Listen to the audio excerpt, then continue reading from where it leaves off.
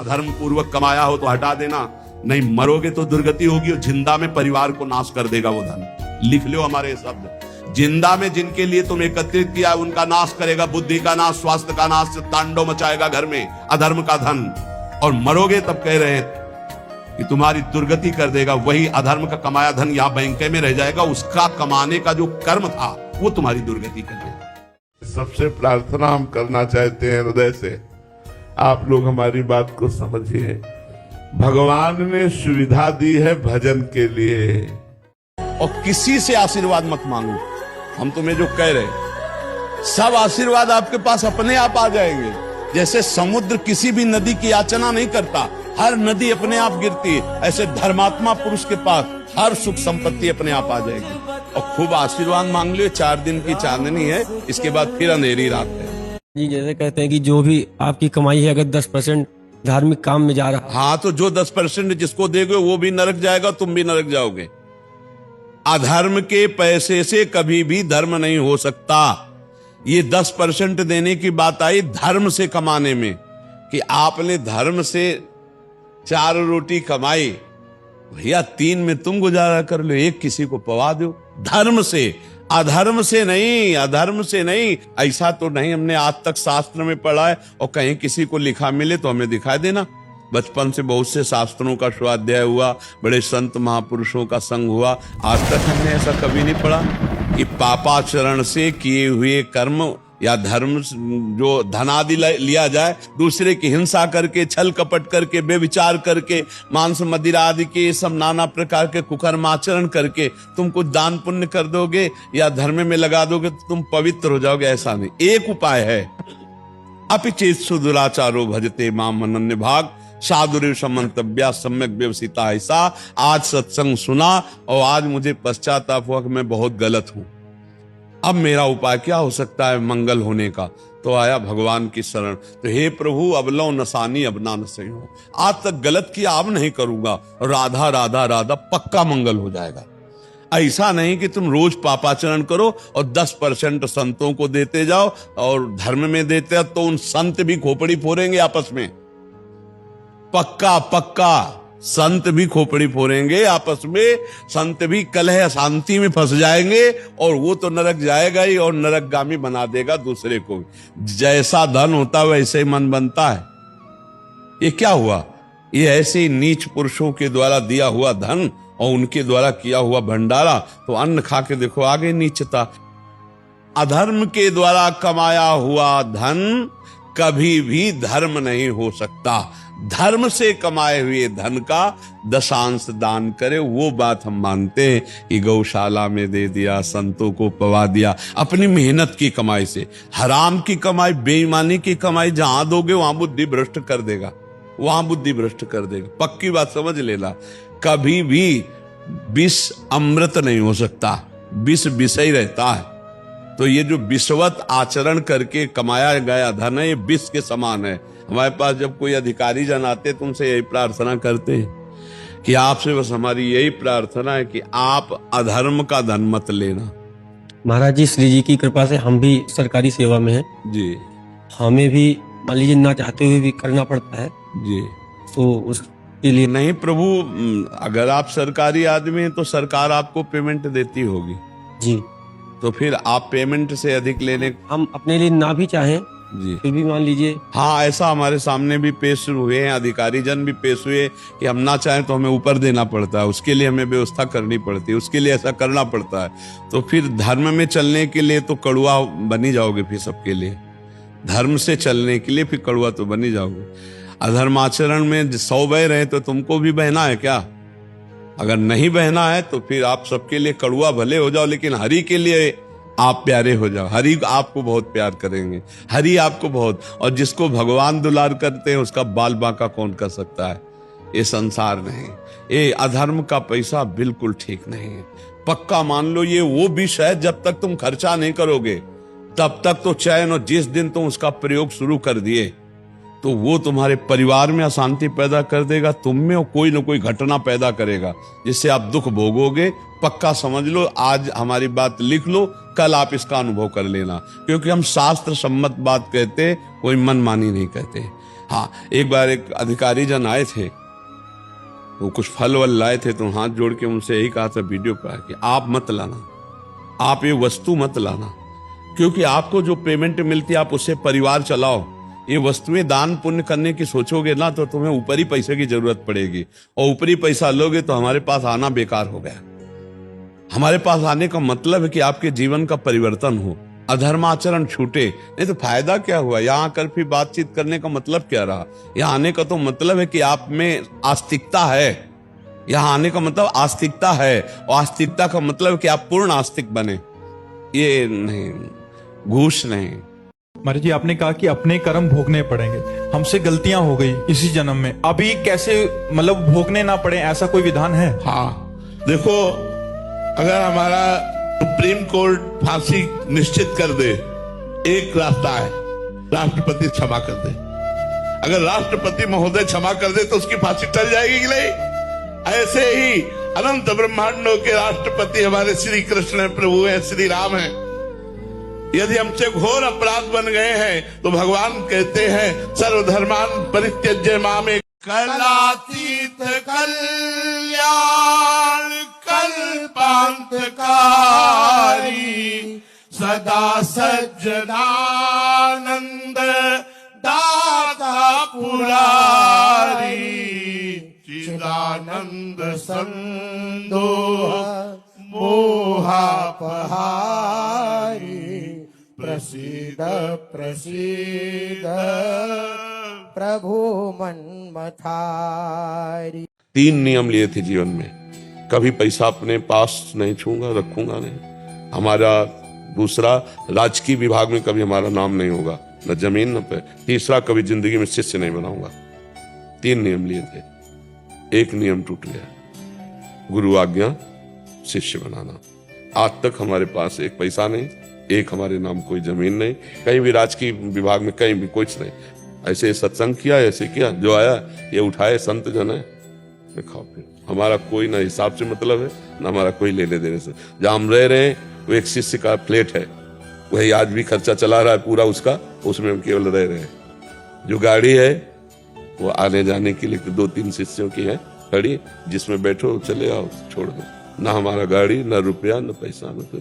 हमारे स्वभाव में नहीं था। अगर कोई हमारी वार्ता हुई और कोई ऐसे 100-50 रुपया रखे तो हम डांट देते थे, बनिया की दुकान समझे, भगवान की चर्चा सुनी जा, अपने दिमाग में धारण कर, पूरा जीवन ऐसे। यही उसी का लाभ आपको मिल रहा है। ये भी बात सुनो, हम कोई पढ़े लिखे ग्रेजुएट नहीं है, हम कोई व्याकरणाचार्य और शास्त्री नहीं है। जो जीवन में मिला है उसी का लाभ आपको मिल रहा है। रुपया देना बहुत विचार पूर्वक, क्योंकि वो मदिरा पी सकता है, आपके पैसे से वो मांस खरीद सकता है, वो गलत आचरणों में जुआ खेल सकता है, वो ड्रग्स ले सकता है। आपको शरीर पोषण के लिए चाहिए तो हम भोजन दे सकते हैं। पहले हमें जांच करना पड़ेगा कि अर्थ का सदुपयोग होगा कि दुरुपयोग। अगर दुरुपयोग हुआ तो आप हिस्सेदार बने, वो पाप आपको लगेगा।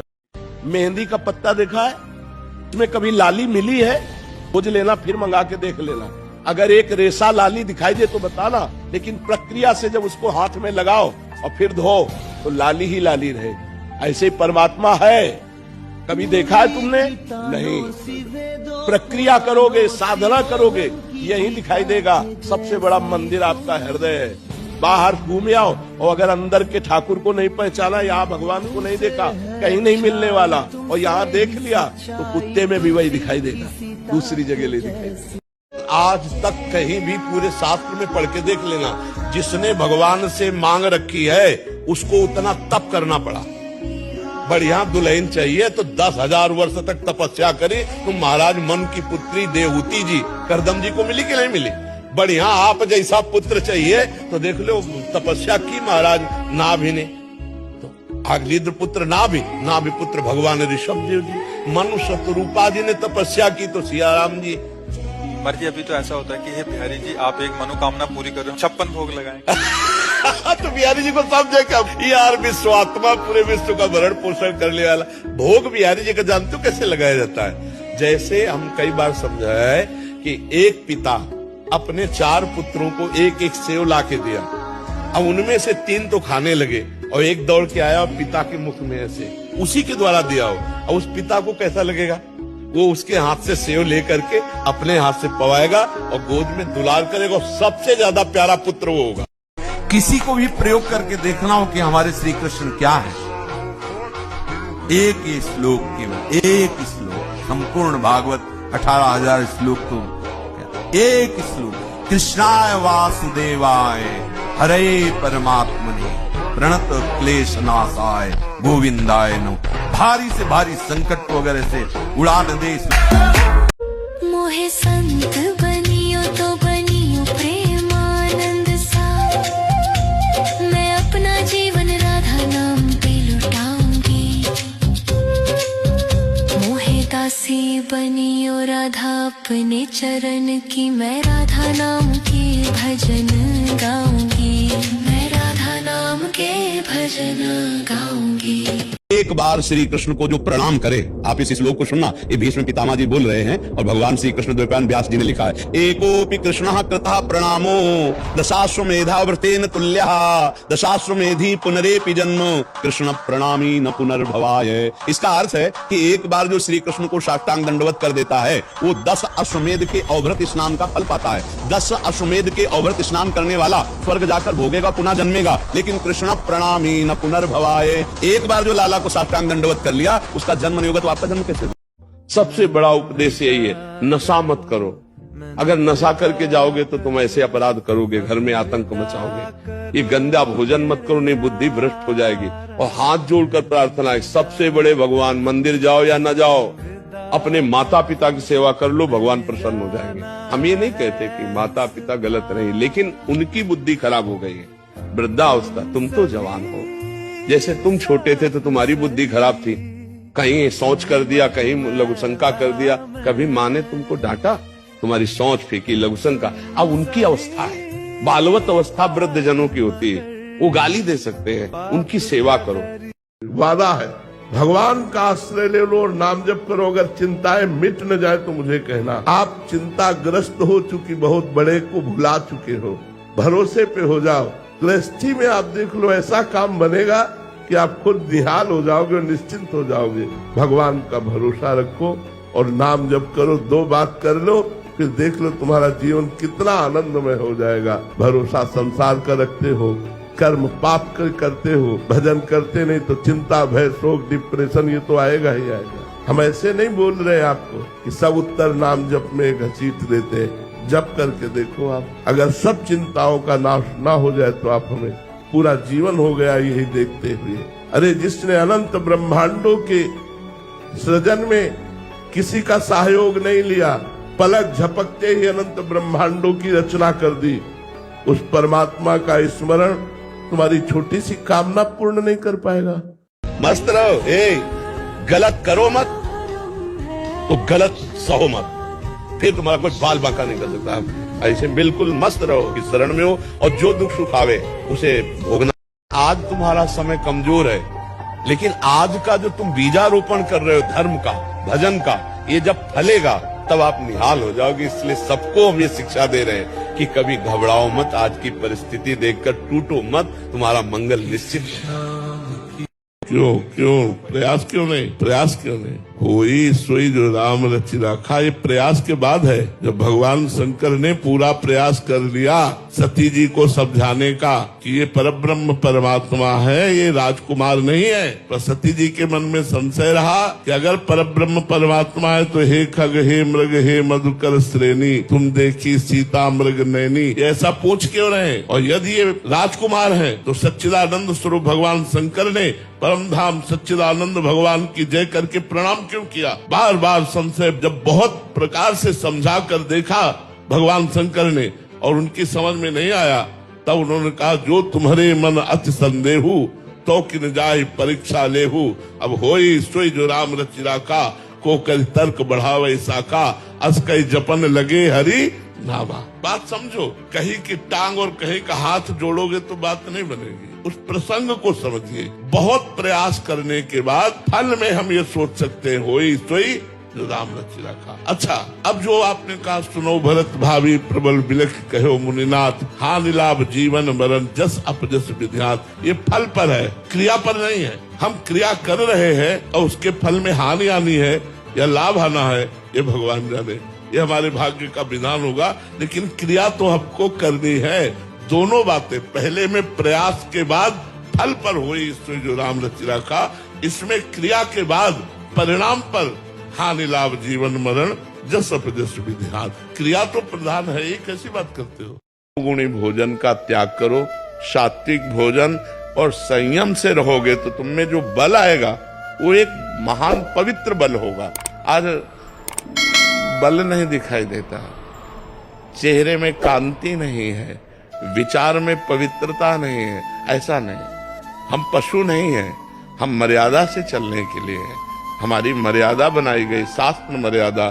डरना नहीं, झुकना नहीं, और किसी के भी धमकाने से आप कभी भी अपने निर्णय को नहीं बदलना, चाहे जितना कोई बड़ा हो, भगवान से बड़ा कोई नहीं। ये बिल्कुल किसी भी बच्चा के मन में नहीं रहना चाहिए, फेल हो गए तो क्या होगा, क्या हो गया, यही जिंदगी है, इतनी जिंदगी है कि अगर विद्यार्थी परास्त हो जाता है पढ़ने में तो जीवन नष्ट करने की नहीं सोचना। एक जीवन ऐसा जो जगत में प्रकाशित हो जाएगा। भगवान के आश्रित हो, कोई व्यापार कर लो, हम एक नौकरी कर लेंगे, अपने जीवन को थोड़ी नष्ट करेंगे। बिल्कुल परास्त होने की बात नहीं है। और दिमाग में प्रसन्नता रखो, जो होगा मंगलमय होगा। भगवान मंगल भवन है, मैं उनकी शरण में हूँ। अब हमारा मंगल नहीं हो सकता, टेंशन किस बात है, टेंशन के टेंशन बन जाओ तो भगवान के दास हो।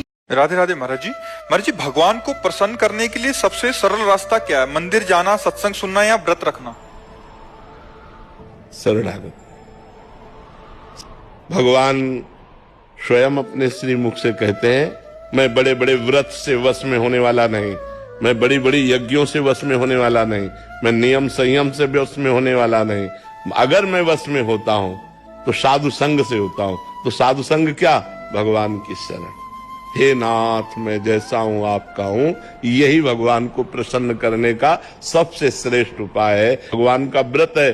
करोड़ों विप्रों को ब्रह्म ऋषियों के मारने का पाप लगा हो, फिर भी भगवान की शरण में आ जाओ तो भगवान अपना लेते हैं। भगवान प्रसन्न होते हैं उनकी शरण में जाने से। भगवान की शरणागति। पशु पक्षी की योनियों के किए हुए कर्म केवल भोग होते हैं। जैसे सिंह गाय को मार के खा रहा है तो उसको कोई पाप थोड़ी लग रहा है। बिल्ली कबूतर चूहे को पा रही तो कोई पाप थोड़ी लग रहा है, क्योंकि उसका आहार है, आहार निश्चित किया गया है। मनुष्य अगर मुर्गा खा रहा है, बकरा खा रहा है तो पाप कर रहे हो, क्योंकि वो तुम्हारा आहार नहीं, तुम्हारा रोटी दाल आहार है, तुम्हारा साग सब्जी आहार है, घी दूध आहार है। ये तुम्हारा मांस बकरा भैंसा मुर्गा जो खा रहे ना, ये दुर्गति को प्राप्त होते हैं। यही तो हमारी भी समस्या है। यही हमारी समस्या है कि शर्माते हैं, पता नहीं क्यों नहीं बोलते हैं। नाली साफ करवाई थी आपसे, फिर आपको देखते भी नहीं थे आधा गुरु द्वारा। उस समय महाराज जी आपके हृदय में कैसा लगता था? फिर वो बस अंदर श्री जी संभाले थी, श्री जी अंदर संभाले थी कि हमारी समझ में नहीं आ रहा, हमारे गुरु जी की लीला कुछ है, जो मंगल है वो गुरुदेव भगवान आज्ञा कर रहे हैं। बड़ी कठोर वृत्ति उस समय, कठोर वृत्ति का हमें यह था कि हमारे श्री जी हैं, जैसा भी जो विधान कर रहे हो मंगल विधान कर रहे हैं, उन्हीं की कृपा। तो देखो उन्होंने अगर ऐसी भी लीला कराई तो ऐसी भी लीला कराई। हजारों लोग ये जो सम्मान रूपी विष हमें पिला रहे हैं, अगर पहले से वो अमृत की घूटी न पिलाए होते तो ये विष मार देता। सम्मानम कलयाति घोर गर्णम, ये मार देता। लेकिन गुरुदेव ने ऐसी बूटी पिलाई कि ये विष गया तो, लेकिन वो कुछ काम नहीं कर पाया। विष कोई काम नहीं। सम्मानम कलयाति घोर गर्णम, ये पूज्यपाद श्री सदगुरुदेव भगवान की उसी कड़वी दवाई का फल है कि इसका कोई महत्व नहीं है।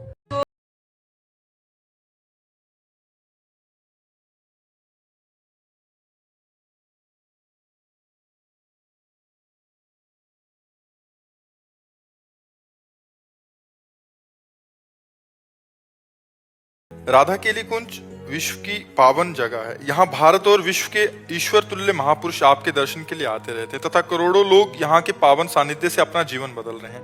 महाराज जी, इस दास का भय और संकोचवश ये सवाल है कि आपके राधा रानी के पास चले जाने के बाद भी राधा केली कुंज से ऐसे ही सत्संग प्रवचन आदि चलता रहेगा और हम लोगों को इस पावन धाम के दर्शन होते रहेंगे? अब ये तो हम नहीं कह सकते, हम ये कैसे कह सकते हैं, क्योंकि ये तो भगवान के हाथ है, श्री जी के हाथ है कि वो क्या करे क्या ना करे। इतना तो समझ लो कि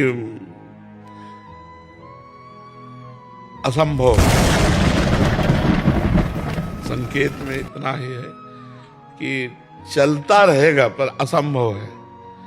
उड़िया बाबा जब थे, जैसा कृष्णाश्रम उड़िया बाबा के जाने के बाद फिर थोड़ी रहेगा, है ना। तो सांप की मणि चली गई तो सांप ही रह गई, अब मणि तो चली जाती है ना। तो अब यद्यपि संत भगवान हैं, बहुत से संत भगवान हैं, सब प्रयास करेंगे कि, पर ये प्रयास वाला नहीं तुम सुन रहे हो। हम किसी योग्य नहीं है, अयोग्य के द्वारा भगवान जो करवा रहे हैं वो योग्यता से नहीं हो सकता है। ये हम आपको बता रहे हैं, ये जो हो रहा है ये अयोग्य से भगवान करवा रहे हैं। तो योग्य कि कोई योग्य पुरुष तैयार कर दिया जाए, कथावाचक हो सकता है, वो सब ये कर सकता है, लेकिन परिवर्तन नहीं कर सकता। जीव की मानसिकता का परिवर्तन नहीं हो सकता। और खास बात होता है जीव की मानसिकता का परिवर्तन करना, और वो होता है श्री भगवान से। और वो किसी को कभी कभी निमित्त बनाते हैं, निमित्त कभी किसी को बनाते हैं। तो ये हम इस समय जो देख रहे हैं कि वो प्रेमानंद नाम के शरीर धारक को एक निमित्त बनाकर अपना कार्य कर रहे हैं, हजारों लोगों की मानसिकताओं को बदल रहे हैं। तो वो चाहें, तभी हमने कहा भगवान चाहें तो हो सकता है, अन्यथा असंभव है। ये किसी विद्वता से या पढ़ लिख के या प्रवचन से नहीं हो सकता। ये केवल भगवान के द्वारा करें करावें, आप सब जने बढ़ाई दें, ये उनका कार्य। हम कभी बैठ के प्रवचन नहीं सीखे, हम कोई व्याकरणाचार्य नहीं है, हमारे पास कोई वो डिग्री नहीं है, बस इतना जरूर है कि हम श्री जी के हैं, श्री जी हमारी हैं। अब वो क्या करना चाहती है उनका विधान है। तो तुम महाराज ये कह सकते हैं तुम्हारी कृपा पाव कोई बोले। हाँ बस बिल्कुल, तुम्हारी कृपा पाव कोई कृपा पात्र जन के द्वारा ये होता है, ये मतलब विद्वता या इसके द्वारा। तो हम समझते मूकम करोति वाचालम पंगुम लंघयते गिरिम यत् कृपा तम हम वंदे परमानंद माधवम। नहीं ना, जिसका शरीर ठीक है उसको क्या दूसरों का परिवर्तन कर सकता है, पर ये है कि वो सर्व सामर्थ्यशाली है, बस इतना हम कहते हैं। वो क्या करना चाहते हैं? हमें तो डॉक्टर ने कहा था 5 वर्ष में मर जाओगे, बहुत 2.5 वर्ष कहा था, फिर कहा था बहुत 5 वर्ष चलोगे। 19वां 20वां वर्ष चल रहा है, डॉक्टर के कहे के अनुसार से 19वां 20वां वर्ष चल रहा है। अब भाई भगवान कब तक चलाना चाहते हैं वो जानते हैं। अब वो श्री जी के पास जाने के बाद श्री जी क्या, ये जरूर हम कहते हैं कि किसी की कोई जगह ले ले, ऐसा नहीं होता। उड़िया बाबा की जगह कोई दूसरा बैठ जाए, ऐसा नहीं हो सकता। श्री रामचंद्र डोंगरे की जगह कोई दूसरा बैठ जाए, ऐसा नहीं हो सकता। वो एक होता है, भगवान एक प्रभाव प्रकाशित करते हैं और फिर गुप्त कर देते हैं, फिर दूसरी जगह किसी भक्त को प्रकाशित करते हैं, फिर गुप्त कर देते हैं। ये उनका खेल चलता रहता है। वो अपने संत जनों से धर्म को बढ़ावा, अधर्म की वृत्तियों का नाश कराते रहते हैं। अब कहाँ बैठ जाए वो किसके बैठ जाए? ये राधा कैल कुंज से होगा ये नहीं कह सकते। हो सकता है दूसरी जगह किसी महात्मा के प्रकाश कर दें भगवान, और वो प्रकाशित होकर जन समुदाय को भक्ति के रंग में रंग दे। किस संप्रदाय का, किस मार्ग का, सब उनके संप्रदाय, सब उनके मार्ग। इसलिए ये नहीं कह सकते कि ऐसा ही होगा। कैसा होगा? जैसा प्रभु चाहेंगे वैसा होगा। जोई जोई प्यारो करे सोई मोहि भावे। और गुरु भी प्रसन्न है, प्रभु प्रसन्न है, इसका प्रतीक है कि उनका स्मरण हो रहा है। प्रारब्ध का मतलब समझ रहे ना? नहीं, मैं तब समझ नहीं पा रहा। 3 प्रकार के कर्म होते हैं। एक क्रियमाण, क्रियमाण कहते हैं जो इस समय आप कर रहे हैं, वो 2 प्रकार के होते हैं, एक पाप और एक पुण्य। क्रियमाण जो अभी वर्तमान में आप कर रहे हैं इस जन्म में, ठीक है। संचित कहते हैं जो करोड़ों जन्मों के पाप और पुण्य जहाँ एकत्रित हैं आपके, उस रजिस्टर को संचित कहते हैं। और उस करोड़ों जन्मों के संचित कर्म से जो इस मानव देह के बनने के समय पाप और पुण्य निकाले गए, इस अवस्था में आपकी उन्नति होगी, इस अवस्था में आपकी अवनति होगी। आपको ये रोग होगा, आपका हाथ टूटेगा, आपका एक्सीडेंट होगा, आपको ये लाभ मिलेगा। जो जो लिखा है वो अब भोगना पड़ेगा। जैसे इस शरीर में लिखा है कि किडनी फेल, ये भोग, तो बचपन से पर भोगना पड़ रहा है। इसे प्रारब्ध भोग कहते हैं। ये बहुत वज्र की लीक होता है, इसे भोगना पड़ता है। तो हम भजन करके संचित को मिटा सकते हैं, भस्म कर सकते हैं, और क्रियमाण को सुधार सकते हैं कि पाप कर्म ना हो, लेकिन प्रारब्ध को भोगना पड़ेगा। इसीलिए कहते हैं कि देखो भजन करते हुए वो दुख भोग रहा है, उसको क्या लाभ मिला? लाभ तो मिला, उसका अगला संभल गया, पिछला संभल गया, वर्तमान में जो प्रारब्ध भोग आया उसे भोग के काट दिया, अब वो भगवान को प्राप्त हो जाएगा। भारत के राष्ट्रपति द्रौपदी मुर्मू ने पूज्य संत प्रेमानंद जी महाराज से आशीर्वाद लिया। उत्तर प्रदेश के दौरे पर आई राष्ट्रपति द्रौपदी मुर्मू ने अपने परिवार के साथ मथुरा के वृंदावन पहुंची। वहां उन्होंने संत प्रेमानंद महाराज से मुलाकात की और इस दौरान करीब आधे घंटे तक आध्यात्मिक चर्चा हुई।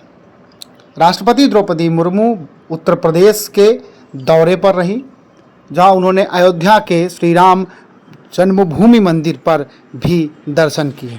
प्रेमानंद महाराज भारत के सबसे पूजनीय संतों में से एक है।